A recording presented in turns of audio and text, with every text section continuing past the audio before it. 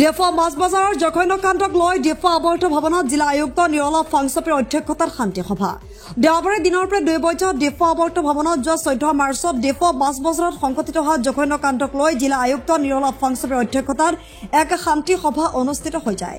জিলা আৰক্ষী অধীক্ষক সুপ্ৰদীপ লাল বৰুৱা, অতিৰিক্ত আৰক্ষী অধীক্ষক কংকন নাথ, বোকাইচাঁদ মহকুমা আৰক্ষী বিষয়া ৰুস্তম ৰাজবৰ্মা, কাৰ্বি আংলং ছাত্ৰ শিক্ষা পৰিষদৰ কৰ বিভাগৰ ভাৰপ্ৰাপ্ত সচিব দিলীপ তেৰাঙৰ উপস্থিতিত KSAWJF ডেফো বঙালী সমাজ, ডেফো মছজিদ কমিটিকে ধৰি বিভিন্ন দল সংগঠনে উক্ত শান্তি সভাত অংশগ্ৰহণ কৰে।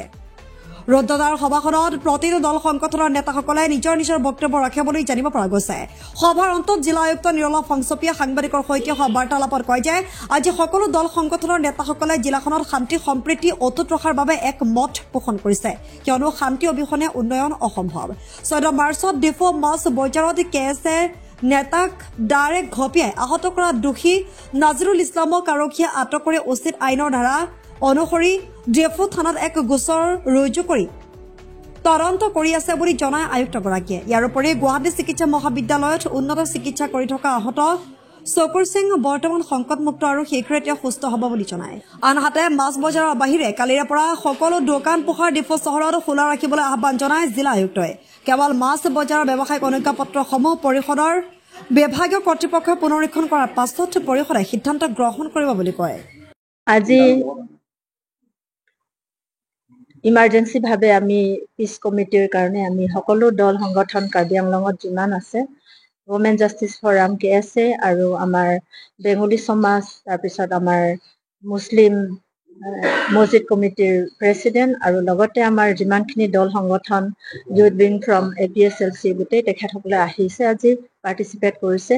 আমি আজি মেইন কাৰণটো হৈছে আজি মিটিং, পিছ কমিটিৰ মিটিং মূল উদ্দেশ্য হৈছে যে আমাৰ 14 তাৰিখে আমাৰ ডিফু মাছ বজাৰত যিটো ঘটনা ঘটি গৈছে around 7 o'clock ৰাতি, সেই ঘটনাত আমাৰ কাৰ্বি ল'ৰা এজন চকুৰ সিং ইনহিক আমাৰ নজৰুল ইছলাম বুলি ল'ৰাটো, তেখেতেও মাছ বিক্ৰী কৰে, তেখেতে দাৰে আঘাত কৰাৰ কাৰণে ইমিডিয়েটলি সেই আছামিক নজৰুল ইছলামক এইটো কৰায়ত্ব কৰা হৈছে আৰু তেখেতৰ আগেইনষ্টত ডিফু পুলিচ ষ্টেচনত PS case number 18/25 under section 296/118 within bracket 109 BNS আণ্ডাৰত তেখেতক অলৰেডি জেল হাজত প্ৰেৰণ কৰা হৈছে আৰু আমাৰ চকুৰ সিং ইনহি তেখেতক ফাৰ্ডাৰ বেটাৰ মেডিকেল ট্ৰিটমেণ্টৰ কাৰণে গুৱাহাটী মেডিকেল কলেজলৈ পঠোৱা হৈছে। এতিয়া বৰ্তমান তেখেত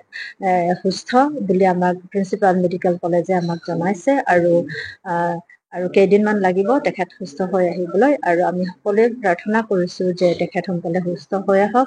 আৰু আজি যিটো শান্তি কমিটি সকলোৱে মত বিনিময় কৰিছে যে শান্তি হ'ব লাগে, শান্তি আমাৰ কাৰ্বি আংলঙত বৰ্তাই ৰাখিব লাগে, আৰু প্ৰত্যেককে যিমানখিনি সংগঠনে আজি ইয়াত পাৰ্টিচিপেট কৰিছে তেখেতসকলে কৈছে যে শান্তি নহ'লে আমাৰ কাৰ্বি আংলং আমাৰ প্ৰগতি আৰু ডেভেলপমেণ্ট ক্ষেত্ৰতো হেম্পাৰ হ'ব। সেইকাৰণে শান্তি বৰ্তাই ৰখাৰ কাৰণে সকলোৱে মত প্ৰকাশ কৰিছে। আৰু লগতে আমাৰ ডিফু বজাৰ বৰ্তমান যিখিনি আমাৰ মাছ বজাৰ আছে, আমাৰ Karbi Anglong autonomous council taxation ডিপাৰ্টমেণ্টে তেখেতসকলে থ্ৰু টেক্সেশ্যন ডিপাৰ্টমেণ্টে এইকেইদিন চলাব আৰু পৰৱৰ্তী পৰ্যায়ত তেখেতসকলৰ সিদ্ধান্ত নিশ্চয় তেখেতসকলে ৰাইজক জনাব। আৰু মাছ বজাৰটো তেখেতসকলে যিটো কাৰ্বি আংলং অট'নমাছ কাউন্সিলৰ যিটো প্ৰিন্সিপাল ছেক্ৰেটাৰী ইনচাৰ্জ শ্ৰীযুত দিলীপ তেৰাং তেখেতে নিজে উপস্থিত আছে, আৰু বাদবাকী যিখিনি ইছ্যুজ আছে তেখেতে কাৰ্বি আংলং অট'নমাছ কাউন্সিল অথৰিটিৰ লগত টেক আপ কৰিব বুলি তেখেতে আজি মত পোষণ কৰিছে।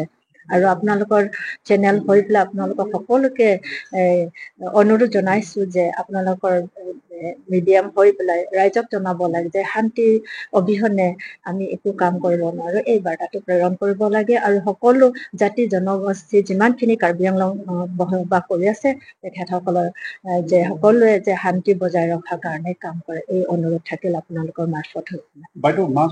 বাদ বাকী দোকান খোলা থাকিব, খালি যিখিনি মাছ বজাৰ এইটো বন্ধ থাকিব। আৰু তেখেতসকলে ৰিভেৰিফিকেশ্যন কৰিব। এটাই উদ্দেশ্য, কাৰ্বি আংলং অট'নমাছ কাউন্সিল যিখিনি অৰ্ডাৰ মোৰ হাতত আহি পৰিছে সেই তেখেতসকলৰ পৰা যিখিনি অৰ্ডাৰ নটিফিকেশ্যন ওলাইছে তাত লিখা আছে যে ৰিভেৰিফিকেশ্যন কৰিব। তেনেকুৱা ধৰণৰ একো ধাৰা লগা নাই, কিন্তু তেখেতসকলে ৰিভেৰিফিকেশ্যনৰ কাৰণে যে কাৰোবাৰ কেঞ্চেল হৈছে বা হোৱা নাই এইটো কথা লৈ পেলাই নহয়, for the interest of further reverification of the list, যিসকল ট্ৰেডাৰ্ছ আছে তেখেতসকলৰ লাইচেঞ্চ কিবা কিবি এইবিলাক চেক কৰাৰ কাৰণে, ৰিভেৰিফিকেশ্যন কৰাৰ কাৰণে তেখেতসকলে এই পদক্ষেপ লৈছে বুলি মোক জনাইছে। বজাৰত এনেই ইউজুৱেলি আমাৰ দেওবাৰেতো বন্ধ হৈ থাকে, ডিপুটো গোটেই আমাৰ ডিপুটো বন্ধ হৈয়ে থাকে, আৰু আমি ভবা নাই যে এই ঘটনাটোৰ আঁতত ধৰিহে বন্ধ হৈছে বুলি আমি নাভাবো, আৰু খালি অলপ ঘটনা ঘটিছে আজি লৰুলাংচ বজাৰত, যিটো আমাৰ তাত খবৰ পাইছে, সেই কাৰণে আজি আমি এই শান্তি মিটিংটো আমি স্থাপন কৰিছো, আৰু অলৰেডি প্ৰত্যেক থানাত শান্তি স্থাপন কমিটি গঠন কৰিবলৈ অলৰেডি আজি মিটিঙৰ যোগেদি সিদ্ধান্ত গ্ৰহণ কৰা হৈছে। অহাকালি আগৰ দৰে খোলা থাকিব লাগে বুলি আজি এপিল কৰিছো। আজি বাৰ্তালাপ একেবাৰে পজিটিভ, সকলোৱে শান্তিৰ কথা কৈছে।